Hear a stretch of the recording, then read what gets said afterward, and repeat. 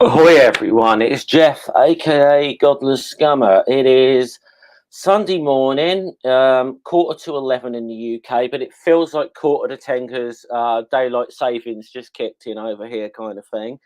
And I am recovering from a hangover, drinking way more Guinness than I should have drunk last night.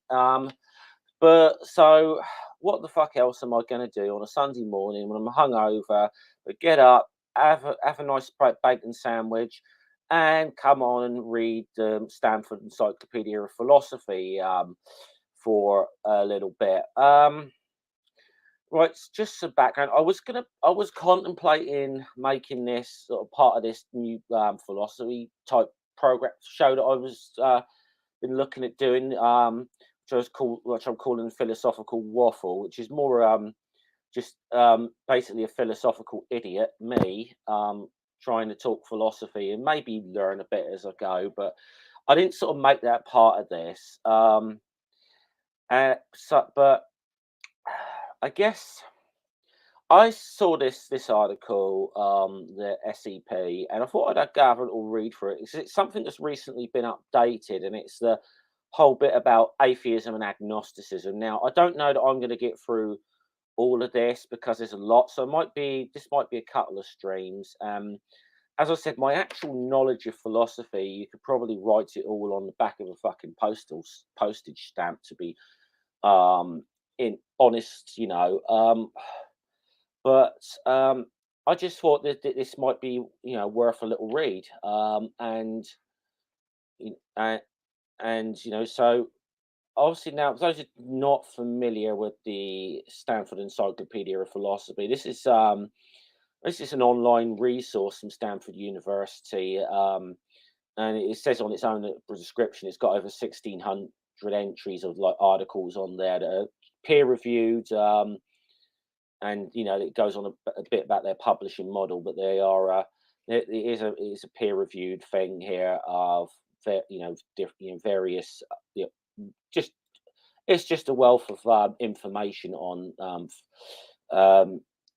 philosophy, really. So it's a very good resource. I mean, there's other ones up there. I mean, I think there's Oxford University's got a similar one, but Stanford's the one I think does seem to be a one a lot of people seem to go to. But this one's a bit you know, this one, so like I said, this is this was given what says a substantive revision in Tuesday 22nd of March. That's the one just gone. This was first published in 2017, but apparently this has just gone through a substantive revision. And I just thought I'd have a look through it. It's about atheism and agnosticism. Hello, Tina. By the way, good to see you. So I've got a link to the article in the description, but we're just we're just going to do a read through, and I might just throw in a few comments here and there where I possibly can. And it says the purpose of this entry is to explore how atheism and agnosticism are related to theism and, more importantly, to each other. This requires examining the surprisingly contentious issue of how it's best to define terms like atheism and agnosticism. Boy, don't I know it. Settling this issue, at least for the purposes of this entry, will set the stage for discussing an important distinction between global atheism and local atheism, which in turn will be helpful for distinguishing different forms of agnosticism. Examination of an argument in support of a modest form of agnosticism will ensue, followed by discussion on three arguments for atheism and one argument against a more ambitious form of agnosticism. And as I said, I'm probably not going to get through all this today because it's quite an awful lot to get through here. So this might be a two-parter. So let's start with part one. Definition of atheism, and I can already hear the fucking groans going round and on this one. I could already thinking, oh, not fucking again. And I understand. Okay. So it says that the word atheism is polysemous. It has multiple related meanings. In a psychological sense of the word, atheism is a psychological state, specifically the state of being an atheist, where an atheist is defined as someone who is not a theist, and a theist is defined as someone who believes that gods exist, or God, or that there are gods. So it could be gods plural, whatever. This generates the following definition: atheism is the psychological state of lacking the belief that God exists. Okay, so that's just the lacking belief. In philosophy, however, and more specifically in the philosophy of religion, the term atheism is standardly used to refer to the proposition that God does not exist, or more broadly, the proposition there are no gods. And I can just just see the fucking grin on Steve McRae's face in my fucking mind's eye right now. So I can anyway. Okay, thus to be an atheist on this definition, it does not suffice to suspend judgment on whether there is a God, even though that implies a lack of theistic belief. Instead, one must deny God exists. This metaphysical sense of the word is preferred over other senses, including the psychological sense, not just by theistic philosophers, but many, though not all, atheists in philosophy as well. For example, Robin Le Poudevin, I'm sorry if I'm butchering his name, an atheist writes the following. An atheist is one who denies the existence of a personal, transcendent creator of the universe, rather than one who simply lives his life without reference to such a being. For something from 1996, J.L. Schelberg says that in philosophy, the atheist is not just someone who doesn't accept theism, but more strongly someone who opposes it. In other words, the denial of theism, or the claim that there is supporting the claim that there is no God. Now, okay, I'm just going to say something on this. I'm going to just be blunt. Most of my position on this. Use whatever fucking definition you feel most comfortable with. I personally prefer the more philosophical definition that was stated there for describing my beliefs or whatever. But I'm not here to tell people you've got to label yourself this way or that way or whatever. And I understand why, I understand why the sort of more lacking belief thing is used. I don't have a massive issue with it. I don't have a massive issue. The only time I ever get pissy with other atheists is when they tell me that that's the definition I've got to be using, and I'm like, well, no, there's more than there's more than that to this. There's several different ways of this. So okay, it goes on. This definition is also found in multiple encyclopedias and dictionaries of philosophy. For example, the Concise Routledge Encyclopedia of Philosophy. William L. Rowe, also an atheist, writes that atheism is the position that affirms the non-existence of God. It proposes a positive disbelief rather than suspension of disbelief. That's from a 2000 article. Cambridge Dictionary of Philosophy recognizes multiple senses of the word atheism. but is clear about which standard is used in philosophy as a so. Yeah, basically, it's saying if you are in the discourse of if you are in the discourse, as you say, philosophy in an academic sense, when you use atheism, this is generally how it's going to be used. I think is that is generally that's how it's going to be used. Now in in other, when we sort of talk online or whatever, or colloquially, we might mean it in a different way. I don't personally. That's just me. Um, but sorry, a bit of a cough.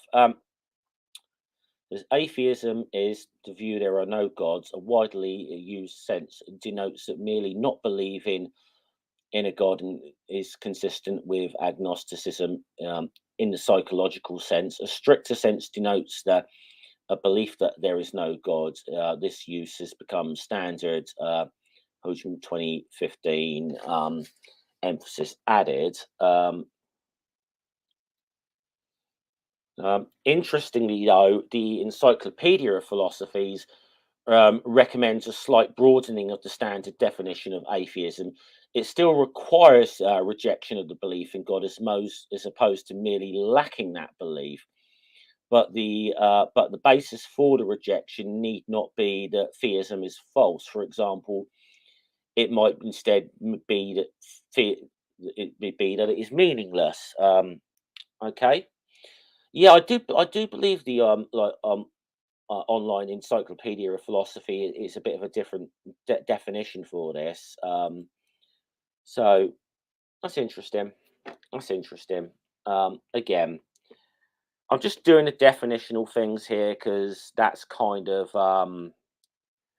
that's just a part of the article we're in, and I think that it's useful to go through this stuff, even though I'm sure a lot of people are sick of this stuff already. But I think it's useful to go through this. Now, according to the most usual definition, an atheist is a person who maintains that there is no God. That is, the sentence "God exists" expresses a false proposition.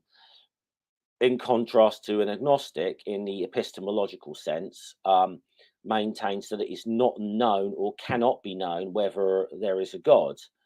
That is, whether the sentence "God exists" expresses a true proposition.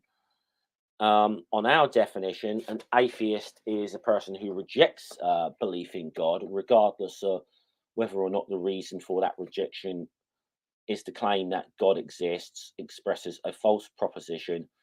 People frequently adopt an attitude of rejection towards a position for reasons other than it is a false proposition.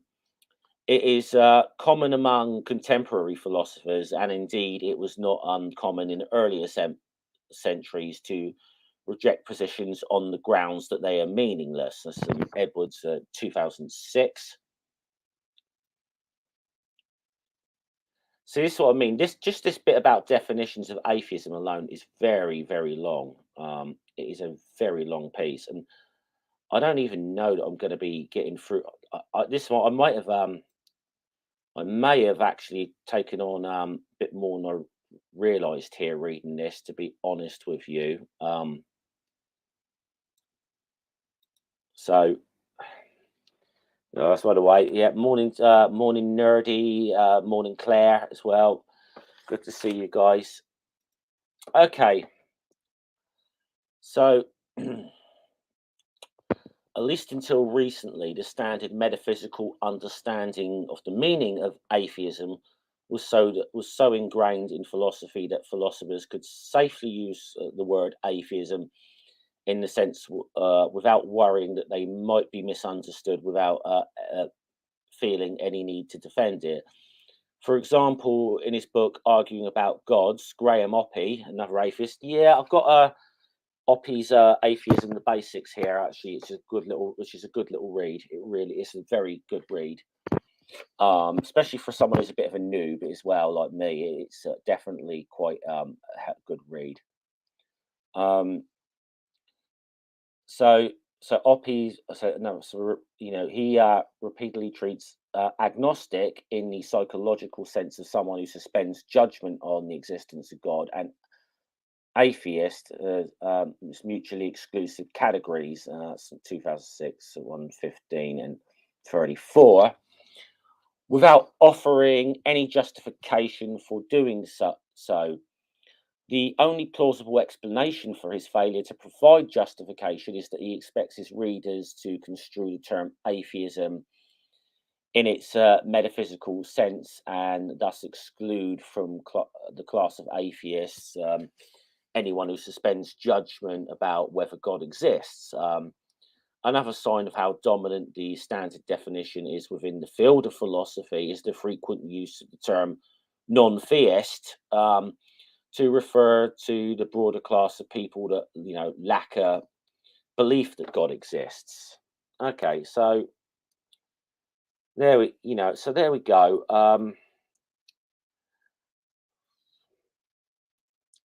I mean, this was all recently updated. It is pretty. I mean, it is pretty clear here that that within these it's it's pretty clear here going through this that it's been very clear about that within the discourse of philosophy and this is an academic discourse, so therefore this is how the term is generally understood to be used. And again, that's something that works well for me personally. I mean, I think probably a lot of the atheists I know who use the and I don't know because I don't want to, shall we say, I don't want to ascribe what everyone's sort of beliefs are, but I'm just speculating here. I do think there's a lot of atheists out there in the community who may use the sort of lacking belief term for whatever reason, but probably within themselves are atheists also in that philosophical sense. So they actively believe there are no gods. I mean, I'm speculating here, but um, I think it's interesting because it's I mean, hopefully, like I said, I won't have time to do it in this stream, but when we go into some sort of arguments for for atheism. I think that's going to be it's going to be a bit more interesting. I think, honestly. But let's continue. Of course, from the fact that atheism is a standard defined in philosophy as the proposition that God does not exist, it does not follow that it ought to be defined in that way. And the standard definition is not without its philosophical opponents. For example, some writers, at least implicitly, identify atheism with a positive metaphysical theory like naturalism or even materialism. Given this sense of the word, the meaning of atheism is not straightforwardly derived from the meaning of theism. While this might seem etymologically bizarre, perhaps a case can be made for the claim that something like metaphysical naturalism was originally labeled atheism only because of the cultural dominance of non-naturalist forms of theism, not because the view being labeled was nothing more than the denial of theism. On this view, there would have been atheists, even if no theists ever existed.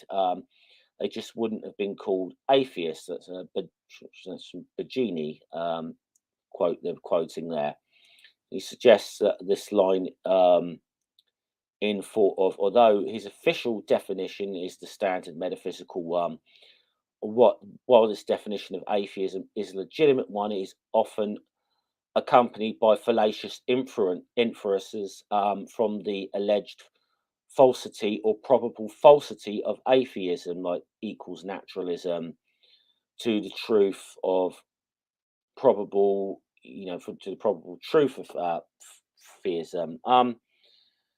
And that's interesting, yeah, because it's not necessarily the case, is it, that I'm trying to remember which there was some atheist philosopher. I forget it was. Who just seemed to reject naturalism, but I can't remember. God from that damn, I can't remember who is his name right now.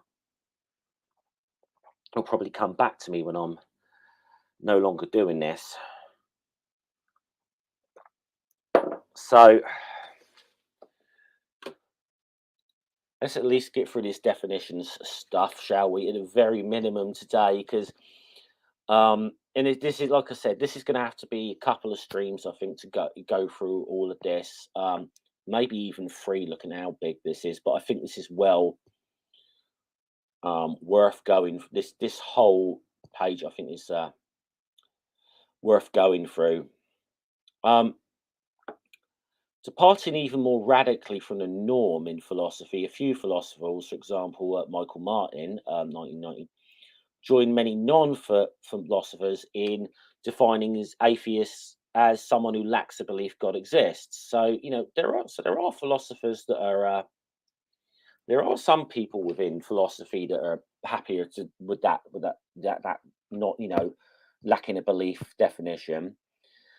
This commits them to adopting the psychological sense of atheism discussed above, according to which atheism should not be defined as a proposition at all, even if theism is a proposition. Instead, atheism, according to these philosophers, should be defined as a psychological state, the state of not believing in the existence of God or gods. This view was famously proposed by philosopher Anthony Flew and arguably played a role in his 1972 defense of an alleged presumption of atheism. And I'm going to say that is a paper I'm going to have to read one day. I'm going to actually have to read that one, presumption of atheism. That might be something I might even do on the channel. I don't know, but I'm going to have to read that someday. It's one that is often cited. The editors of the Oxford Handbook of Atheism, Bullivan Rose, 2013, also favour this definition. One of them, Stephen Bullivant, defends it on the grounds of scholarly utility. His argument is that this definition can best serve as an umbrella term for a wide variety of positions that have been identified with atheism. Scholars then use adjectives like strong or weak, or positive or positive and negative, to develop a taxonomy that differentiates various specific atheisms. Unfortunately, this argument overlooks the fact that if atheism is defined as a psychological state, then no propositions can count as a form of atheism, because a proposition is not a psychological state. This undermines Bullivant's argument in defense of Flew's definition, for it implies what he calls strong atheism, the proposition or belief or sense that something believed, there is no God, is not really a variety of atheism at all. In short, his proposed umbrella term leaves so-calling strong atheism, or what some people call positive atheism, out in the rain. So this is interesting. I definitely am going to have to read Anthony Flew's paper on this, though. Definitely going to.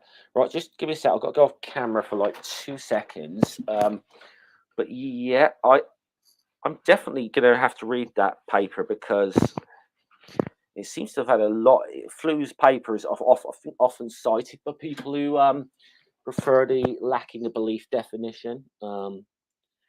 So I think it's going to be an interesting thing to read.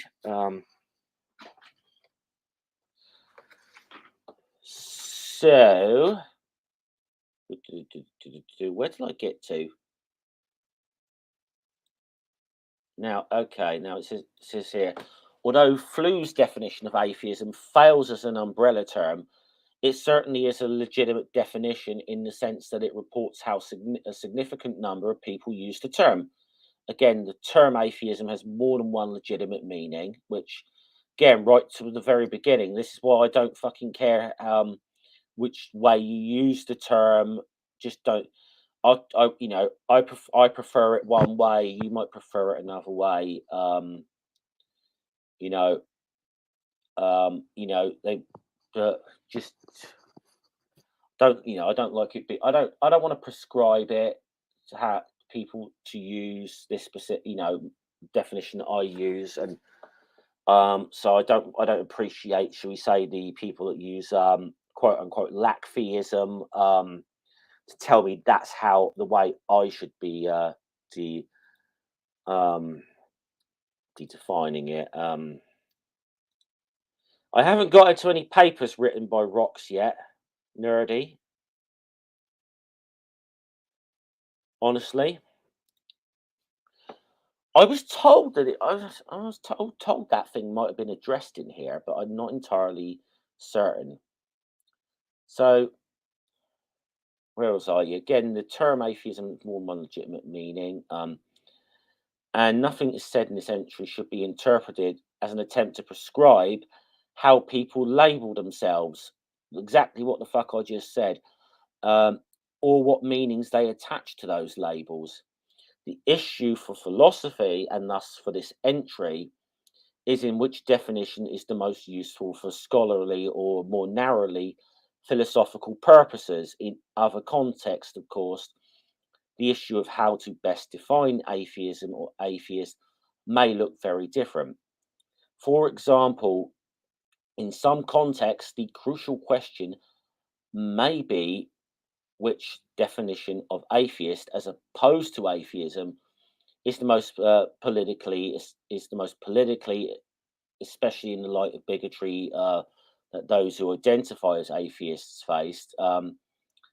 The so Yeah, so it is a understanding that there are political reasons as well for maybe using the that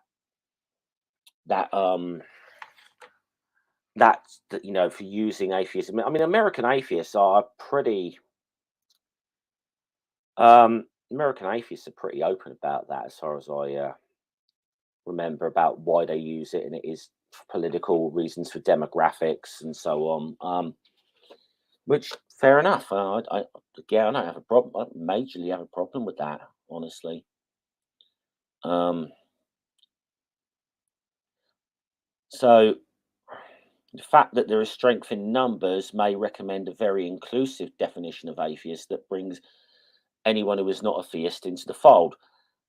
Having said that, one would think that it would further no good cause, political or otherwise, to attack fellow non-theists who do not identify with atheists just because they choose the term atheist or in some other equally legitimate sense.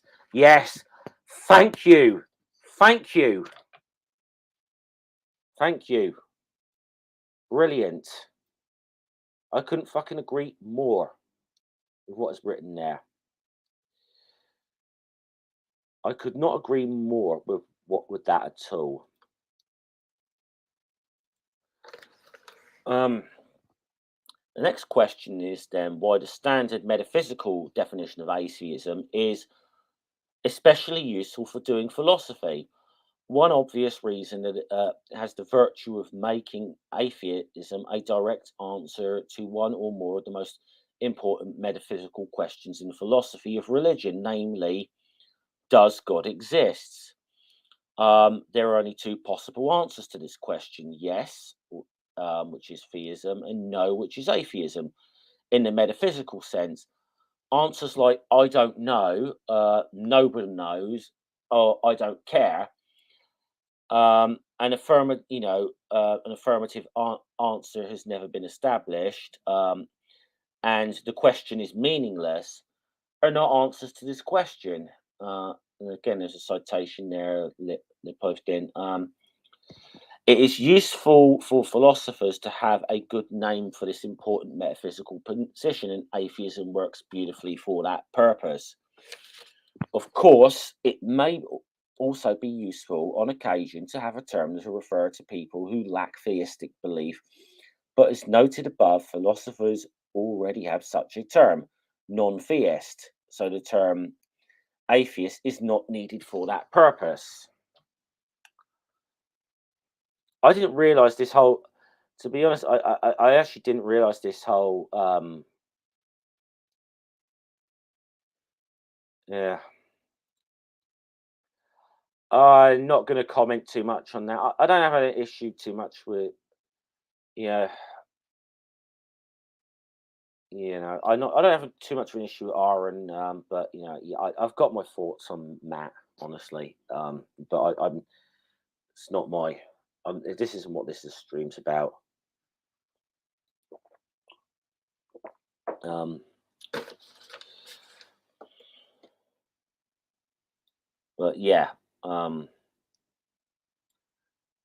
but to be honest, I'll be honest with you, Mark. Last thing I'll say about anything I'll say about American atheists. The fact that they still like worship the ground that Madeline Murray O'Hare walked on says enough about them, really. To be honest, because she was not a nice person, human being at all. But that's all I'll say about that. A second reason for preferring the metaphysical definition is that the two main alternatives to it have undesirable implications. Defining atheism as naturalism has the awkward implication that some philosophers are both theists and atheists.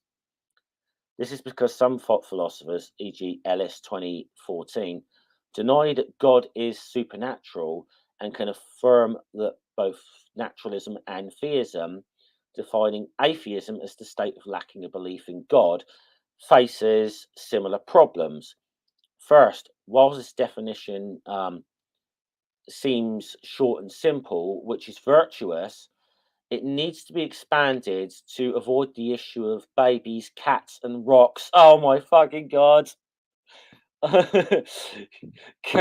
Counting as atheist by virtue of lacking a belief in God. Oh, what nerdy, nerdy? Do you listen? Did you see that? Did you hear that bit?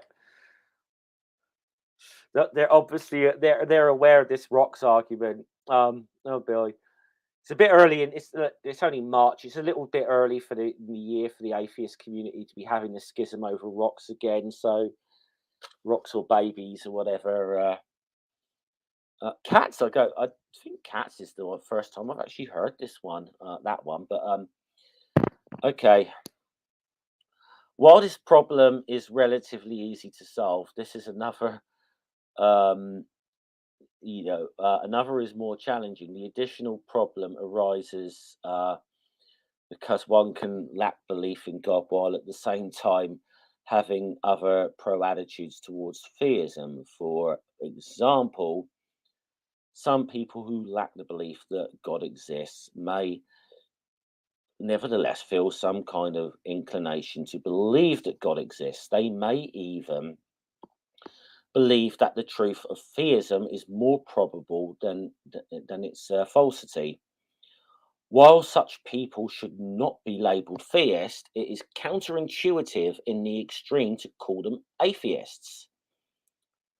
The psychological definition also makes atheists out as some people who are devoted members, at least in terms of practice, of theistic religious communities. Okay, this is because, as is well known, some devoted members of such communities only have a vague, middling level of confidence that God exists and no belief that God exists or even that God probably exists.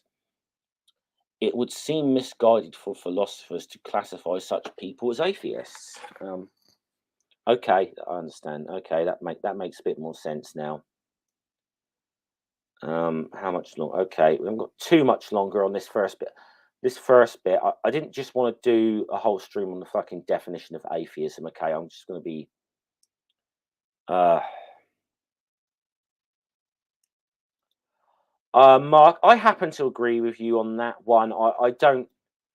People know I don't like that argument at all. I don't like it. I feel in a way that here's my feeling on this. I feel that in a certain way, that that is a potential pitfall of the merely lacking belief thing. And in an effort to be more inclusive, it's almost end up as being something that is a little bit more restrictive because it puts everything in the universe into this binary category of atheist and theist. You know, but I mean, look, I've got a, hold on.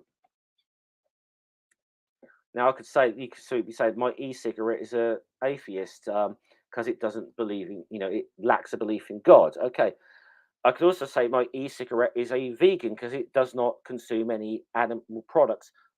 By that same logic, that's why I don't like this. This is why I don't like that rocks argument. It could, and I feel in a way of trying to be more inclusive, they've actually, in a certain ways, shot themselves in the foot a little bit. That is just my feeling. So where was I at? Okay. A third reason to prefer the standard definition in philosophy is that it makes definitions of atheism and theism symmetrical. One problem with defining atheism as a psychological state is that philosophers do not define theism as a psychological state, and nor should they. Theism, like most other philosophical isms, is understood in philosophy to be a proposition. This is crucial because philosophers want to say that theism is true or false. Most importantly, to construct or evaluate arguments for theism.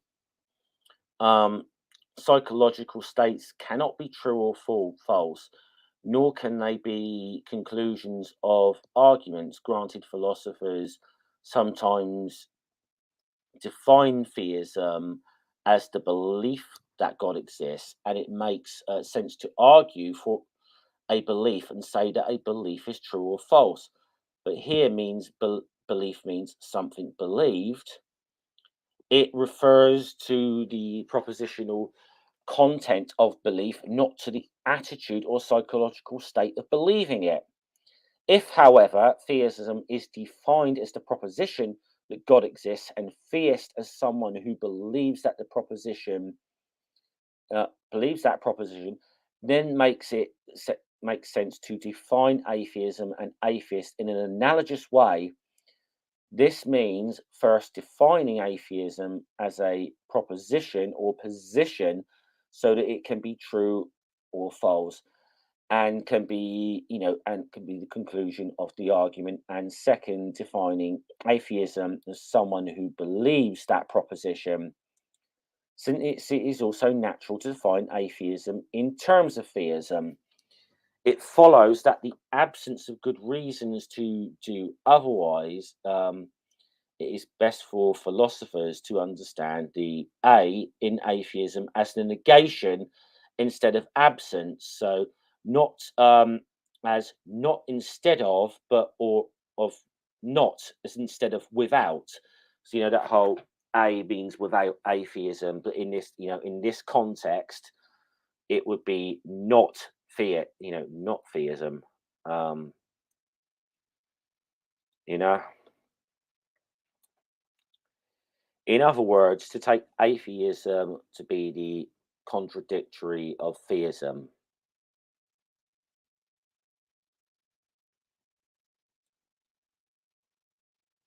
Okay. Therefore, for all three of these reasons, philosophers ought to construe atheism as the proposition that God does not exist, or more broadly, as the proposition that there are no divine realities of any sort. And I think this is interesting. This is it. I'm just going to say, really, what I've seen before when this bloody stupid argument keeps going on Twitter or whatever with definitions or whatever. Morning, Esther. Hello, Jenny. When these silly arguments keep going on Twitter, I found in the past that Both sides will tend to fucking quote mine a bit from this. Um, the SEP. I think it's worth reading in its entirety in that respect. Now it very much is. And again, this has been highly. So it's this. That's the big difference. Theists have a specific point in believing that God exists. Atheism is everything that's not. We don't necessarily disbelieve. We're just not at the point of believing. Yeah, okay, but which is fine. That's not the way I. That's not the way I go with it, Mark. But but if that's what works for you, that's fine. I mean, it's just that within if you're gonna have this conversation within the realms of philosophy, it's more likely to be used as a positive epistemic. It's a proper. It's looking at it as propositional. Um, so if, as it's been argued here, atheism is both usually and best understood in philosophy as the metaphysical claim that God does not exist, then what one might wonder should philosophers do with the popular term new atheism? Philosophers write articles on the devoted journal Issues French and Western 2013 to the new atheism, but there is nothing close to the consensus on how that term should be defined. Fortunately, there's no real need for one because the term new atheism does not pick out some distinctive philosophical position or phenomenon. Instead, it is a popular label for a movement prominently represented by four authors: Richard Dawkins, Daniel Dennett, Sam Harris, and Christopher Hitchens, whose work is uniformly critical of religion, but beyond that, appears to be unified by only by timing and popularity. Furthermore, one might question what is new about the new atheism. The specific criticisms of religions and the arguments used to defend religion are not new. For example, an arguably more sophisticated and convincing version of Dawkins' central atheistic argument can be found in Hume's Dialogues, Wenberg 2009. Also, while Dennett makes a passionate call for the scientific study of religion as a natural phenomenon, such study existed long before this call. Indeed, even the cognitive science of religion, as well as established by the 1990s, and the anthropology of religion can be traced back to at least to the 19th century. Shifting from content to style, many are surprised by the militancy of some of the new atheists. But there were plenty of aggressive atheists who were quite disrespectful of religion long before Harris, Dawkins, and Hitchens. And it's saying in brackets, Dennett is not especially militant. Yeah, I suppose so.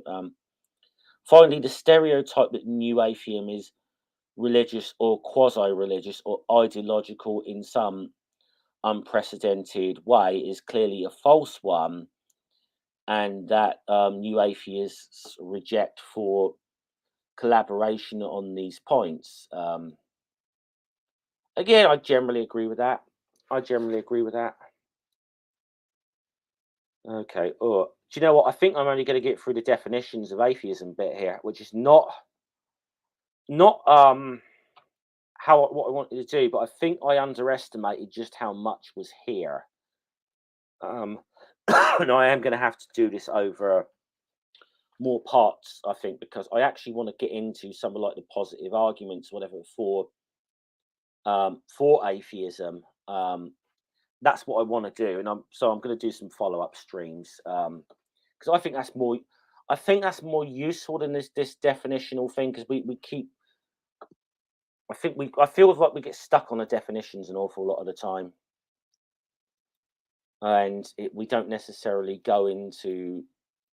We don't get beyond them, and I think that's a bit of an issue for us, for a lot of us, honestly.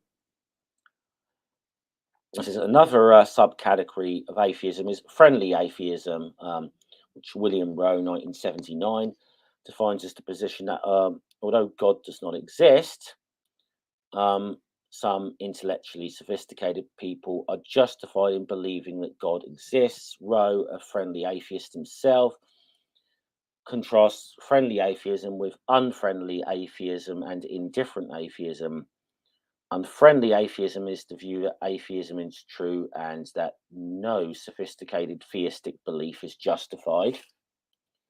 Um, Despite its highly misleading name, this view might not be held by the friendliest, open minded, and religiously tolerant person imaginable.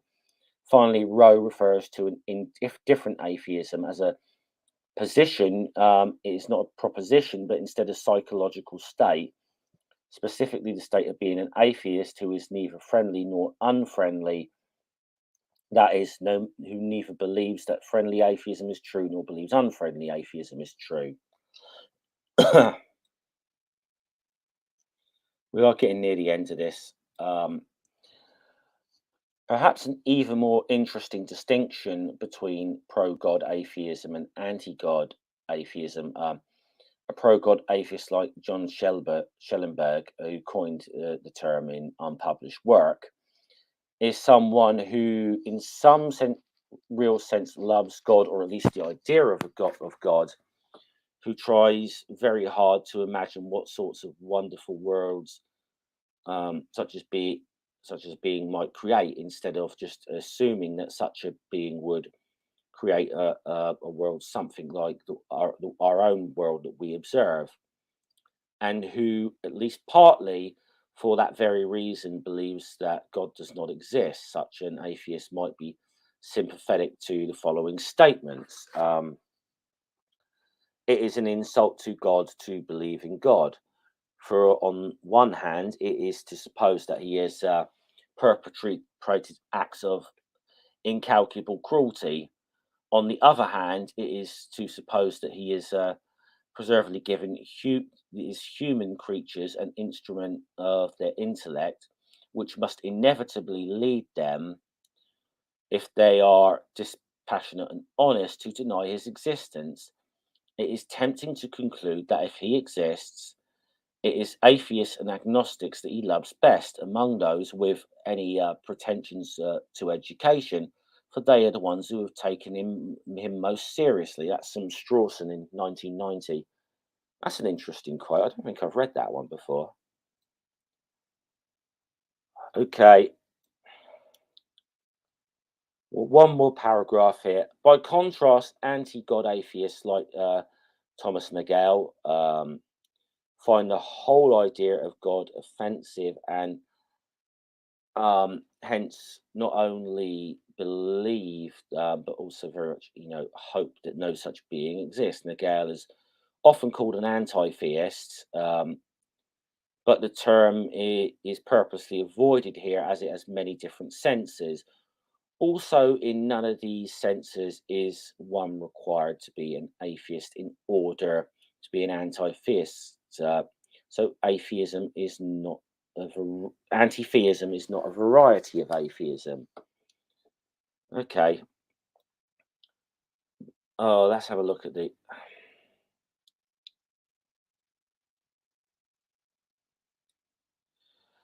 Do I go through? That was definitions of atheism. That was a lot longer than I hoped. I've been going for like 45 minutes. So I'm wondering whether I should just go through definitions on agnosticism. I'm just going to see how long it is. It's not as long. It's not as long. I think I can do it in about 20 minutes or so, I think. But I probably should just try and do that then, so that I don't have to do another stream about freaking definitions, because I feel like we're kind of I kind of feel like we're in the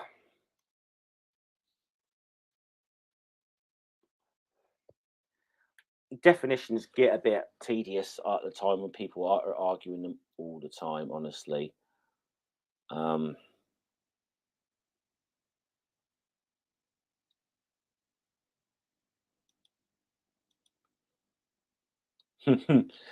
Behave. Slap on the wrist. Yeah, slap on the wrist. I'm not having. I'm not going to have a Bash Matt Dillahunty stream as much as I'd fucking love to have a Bash Matt Dillahunty stream at times. You know.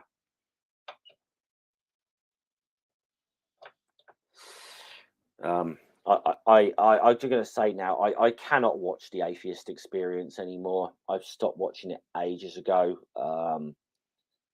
And I just think it has become.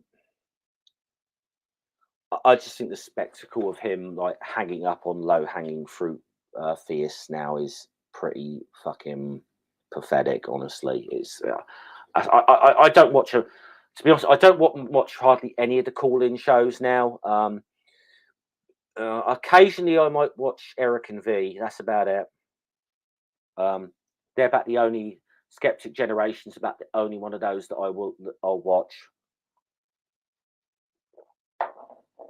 I'm not. Yeah, I'm not a fan of the call-in shows. I'll say that much. Right, I'm going to go through agnosticism. I'll try and do this as quickly as I possibly can then. So that at least this way, we can get definitions out of the way. And then when we come back to this, whenever we come back to this, we'll get into some, we'll get into some actual arguments, I think would be the best thing. But okay, I know we all hate talking about definitions of atheism because it's like, agnosticism. I feel this is worth going through them though, because if we set these things up, we have an understanding of the way these terms are used. Might be better for when we actually come to having some of the arguments. I think that would be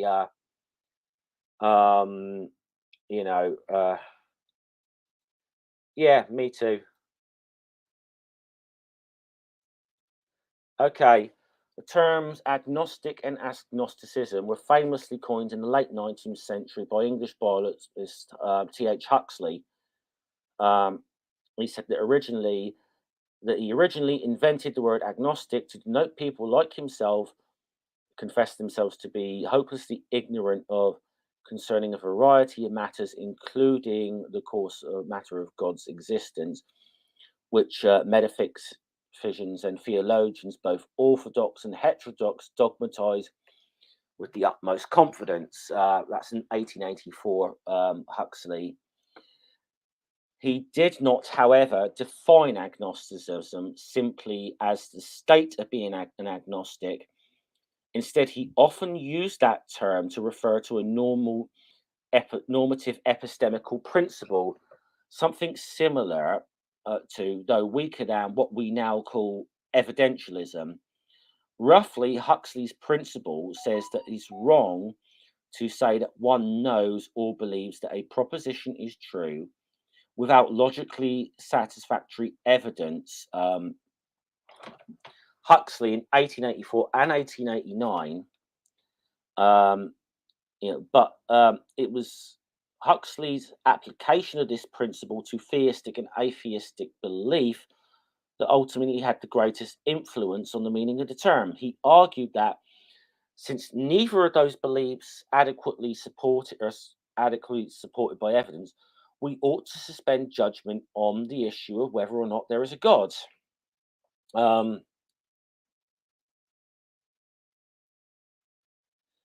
Nowadays, the term agnostic is often used when the issue of God's existence is to refer to those who follow the recommendation expressed in the conclusions of Huxley's argument, as an agnostic is a person who has entertained the proposition that there is no God, but believes neither that it is true nor that it is false. Not surprisingly, the term agnosticism is often defined both in and outside of philosophy, not as a principle of any or any sort of proposition, but instead as the psychological state of being an agnostic. Call this psychological sense of the term. This is the psychological sense of the term. it is certainly useful to have a term to refer to people who are neither theists nor atheists. But once again, here, philosophers might wish that some term besides agnostics, so theological skeptic perhaps, were used. The problem is that it is also very useful for philosophical purposes, and to have a name for the epistemical proposition that follows the premise of Huxley's argument, the position that neither theism nor atheism is known, or more ambitiously, that neither the belief that God exists nor the belief that God does not exist has positive epistemic status of any sort. Just as the metaphysical question of God's existence is central to the philosophy of religion, so too is the epistemical question of whether or not theism or atheism is known and has some sort of positive epistemic status, like being justified, rational, reasonable, or probable. And given the etymology of agnostic, which is a better term, could be for a negative answer to the epistemical question than agnosticism. Further, as suggested earlier, it is, for very good reason, typical in philosophy to use the suffix ism to refer to a proposition instead of a state or condition, since the former can sensibly be tested by argument. I promise this bit is not as long as the atheism bit. Okay, I promise that it is not.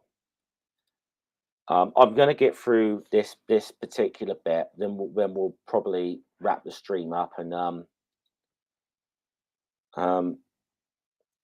I'll come back to this. I'll come back to this article with another stream.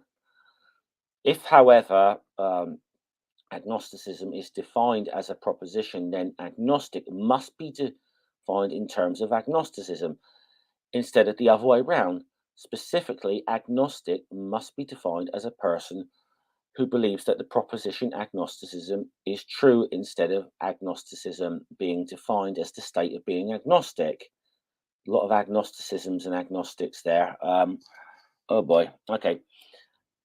And if the proposition in the question is that neither theism nor atheism is known to be true, then the term agnostic can no longer serve as a label for those who are neither theist or atheist, since one can consistently believe that atheism or theism is true while denying that atheism or theism is known to be true. Okay. When used in this epistemological sense, the term agnosticism can be very naturally extended to the issue of can be known to cover a large family of positions, depending on what sort of positive epistemic status is at issue. For example, it might be identified with any of the following positions: that is, neither theistic belief nor atheistic belief is justified; that neither theistic belief nor atheistic belief is rationally required; that belief is rationally permissible; that neither has warrant; that neither is reasonable, or neither is probable. Also, to avoid the vexed issue of nature of knowledge, one can simply distinguish as distinct members of the agnosticism family each of the following claims, about intellectually sophisticated people. One, neither theism nor atheism is adequately supported by internal states of such people. Two, neither theistic belief nor atheistic belief coheres with the rest of their beliefs. Three, neither theistic nor atheistic belief results from reliable belief producing process. Neither theistic belief nor atheistic belief results from faculties aimed at the truth that are functioning properly in an appropriate environment, and so on. This bit's shorter, but I'm actually this is getting hard. I don't know why I'm having trouble reading now. Shouldn't be doing it. I shouldn't be doing this on a Sunday morning with a hangover. I really shouldn't be. Hey,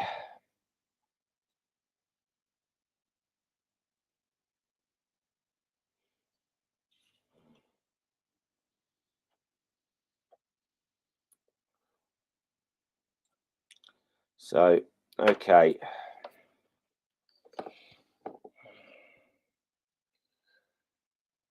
Notice too that even if agnosticism were defined as a rather extreme position that neither theistic nor atheistic belief has ever has positive epistemic status of any sort, it wouldn't follow by definition that no agnostic is either theist or an atheist.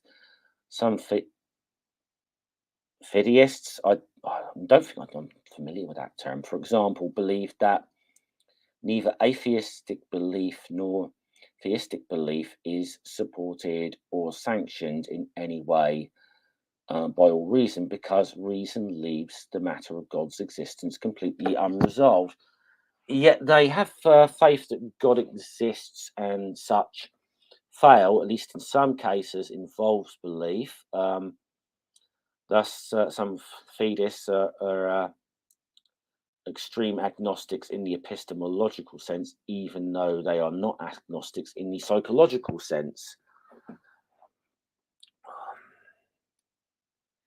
It's also worth mentioning that even in Huxley's time, some apathetic theists embraced the term agnostic, claiming that all Christians worshipped an unknown God. More recently, some atheists proudly call themselves agnostic atheists. Oh boy.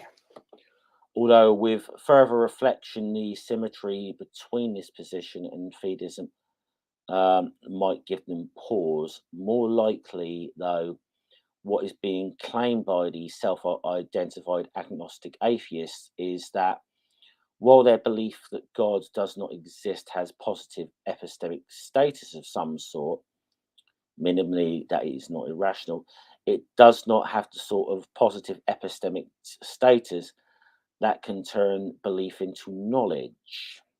Okay. Uh, no doubt that in both senses, agnosticism, the psychological and epistemological, will continue to be used inside and outside of philosophy. Hopefully, context will help to disambiguate the remainder of this entry of the term agnosticism will be used in its epistemological sense. This makes a huge difference to the issue of justification. Consider, for example, this passage written by the agnostic Anthony Kenny.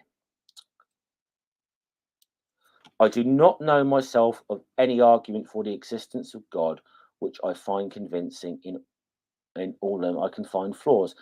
Equally, I do not know of any argument against the existence of God which is totally convincing. In the arguments, I know that the existence of God equally find flaws, so that my own position on the existence of God is agnostic.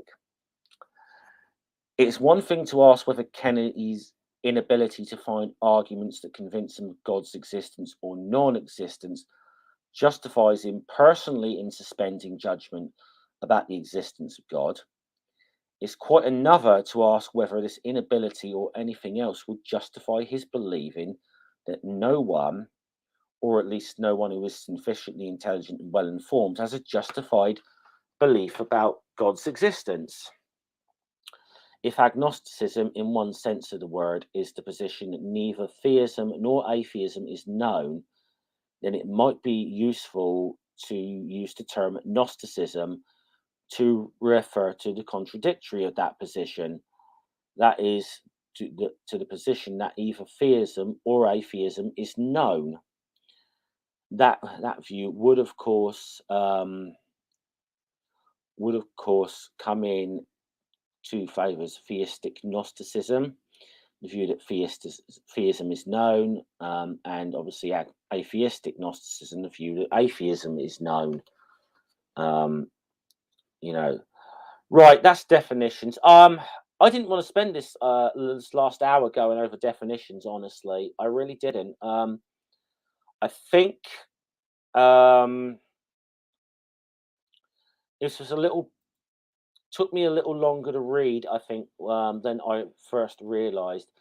So I'm gonna have to do several streams on this, I think.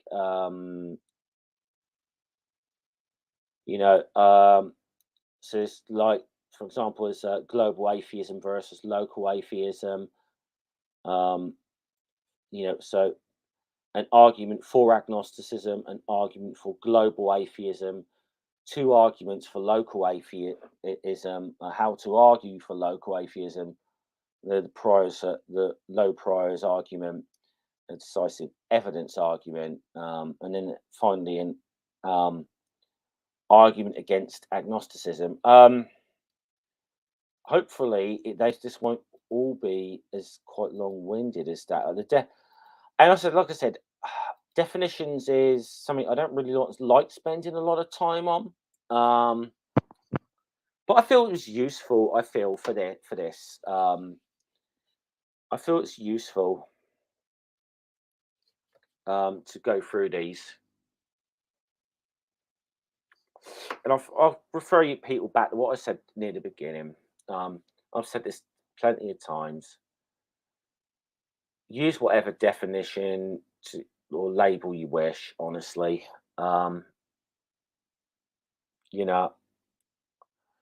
we use what works best for you. Is my opinion. I'll say that the more standard philosophical definition of atheism suits me better.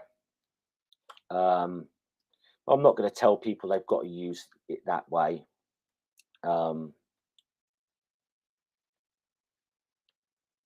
It's generally when I hear people like other atheists saying that, the lacking of belief is the only definition.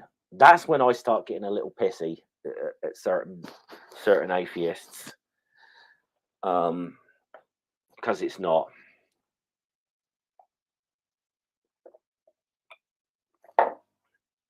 And I think it's useful to go through that whole thing on that. It does say that all of these definitions do have their uses. It's pretty clear on that. It's just, but they also have their drawbacks as well, and so it's just handy to sort of know what these are, especially if you're the kind of atheist that likes to engage with arguments with theists. This stuff might be helpful to you. It actually might be, but this is why I can't stand the call-in shows anymore, because it's like, how many more ways can you say I don't believe you and hang up on someone,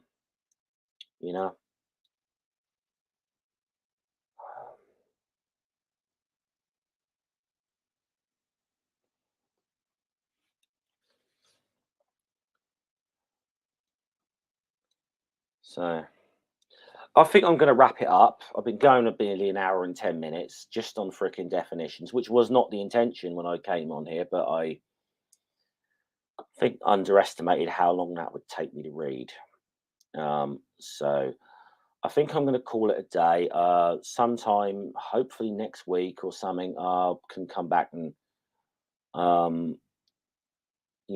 do this. Yeah. And Granny, that's another reason I don't watch them anymore, because you kind of, once you've heard the arguments once, you've heard them 100 times, and like I said, really, but with the exception of Eric and V, I still watch them occasionally, but I don't really watch the call-in shows anymore, because I think there's only so much you can go with them, and there's only so much far you can go with them, honestly.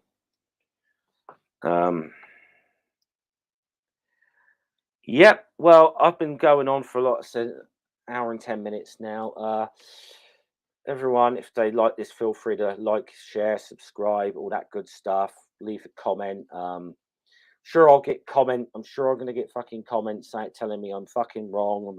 But here's the thing: you're not arguing against me. You're arguing against Stanford here. If you want to take this issue up, you want to take the issue up. Take it up with Stanford University and their philosophy department. Okay, so you know, that's all I've got to say. I'll hopefully come back, hopefully next week, and I'll finish this article because I think this is going to be the more interesting stuff, like the arguments. There's some, we get into some of the things like global atheism versus local atheism, arguments for agnosticism and arguments for atheism. Those are the things I want to get into. Those are the things I want to get into. Um,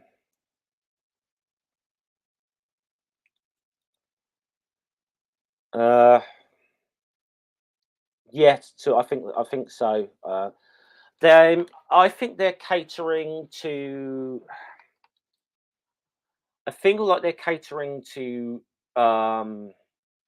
good clip, good. Should we say entertaining YouTube clips as well? Uh, they're the whole thing where you can put a thing up like this person wrecks this theist caller, blah blah blah. It's going to get views. I feel like they cater to that sometimes. I don't feel that a lot of these call-in shows are honest in the way they have conversations anymore. And I'm not just singling out the ACA and Dillahunty for that either. I think that's it's not just you know, but to be honest, I feel it's a little sad that we're seeing atheist call-in shows starting to devolve into the same sort of shit that Nathan Oakley does on his Flat Earth show. I think that's really sad, honestly. That's how bad some of this is getting now. That's my take on the call-in shows. And I said I will give Eric and V an exemption from that though, because I can still watch them occasionally, and they do have some interesting conversations. So um, I'll make an exception for them. Okay, dope. So this has been Jeff, aka Godless Scummer. This is how I decided I was going to cure myself of a hangover this morning and lacking a bit of sleep because our clocks went forwards today. So that's that's me done for the day, I think. All right. See you later. Salute.